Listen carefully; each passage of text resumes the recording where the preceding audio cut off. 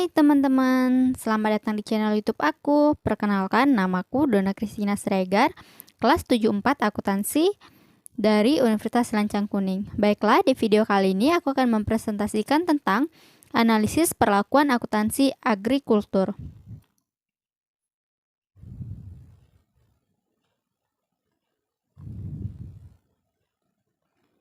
Aktivitas agrikultur merupakan jenis kegiatan operasi yang dilakukan oleh entitas untuk manajemen, transformasi biologis, dan panen aset biologis untuk dijual atau dikonversi menjadi produk agrikultur.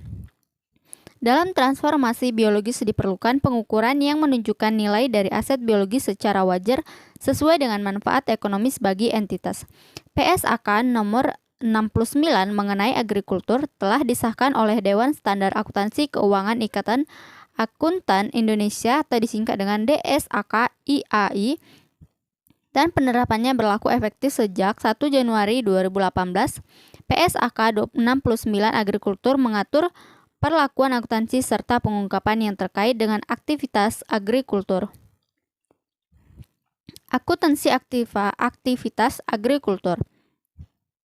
Pada PSAK 69 disebutkan bahwa aktivitas agrikultur atau agricultural activity adalah manajemen transformasi biologis dan panen aset biologis oleh entitas untuk dijual atau untuk dikonversi menjadi produk agrikultur atau menjadi aset biologis tambahan. Aset biologis ini adalah aset entitas berupa tanaman atau hewan.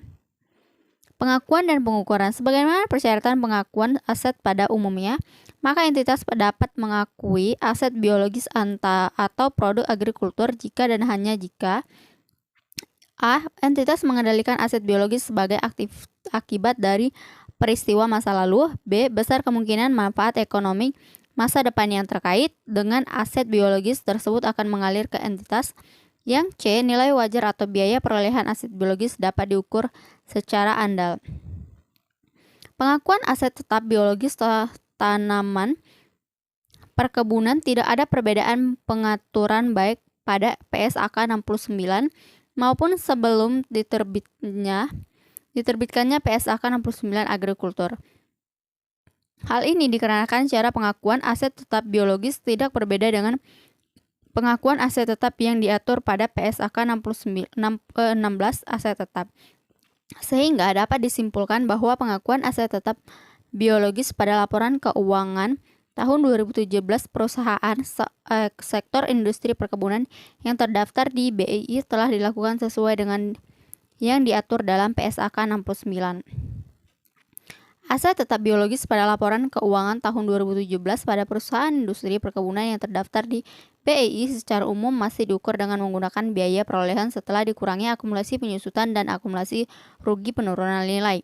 Nah, sedangkan menurut PSAK 69, aset tetap biologis diukur pada saat pengakuan awal dan pada setiap akhir periode pelaporan pada nilai wajar dikurangi biaya untuk menjual. Sehingga dapat disimpulkan secara umum metode pengukuran belum dilakukan sesuai dengan yang diatur dalam PSAK 69. Pengungkapan belum dilakukan dengan sepenuhnya sesuai dengan yang disyaratkan PSAK 69 kecuali untuk deskripsi aset biologis. Pengungkapan umur, manfaat atau tarif penyusutan yang digunakan dan pengungkapan terhadap jumlah tercatat bruto dan akumulasi penyusutan digabung dengan akumulasi rugi penurunan nilai pada awal dan akhir periode.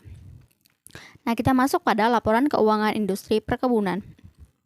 Tujuan laporan keuangan khusus laporan keuangan adalah menjanjikan posisi keuangan hasil usaha dan perubahan posisi keuangan lainnya secara wajar dan sesuai dengan prinsip-prinsip akuntansi yang berlaku umum.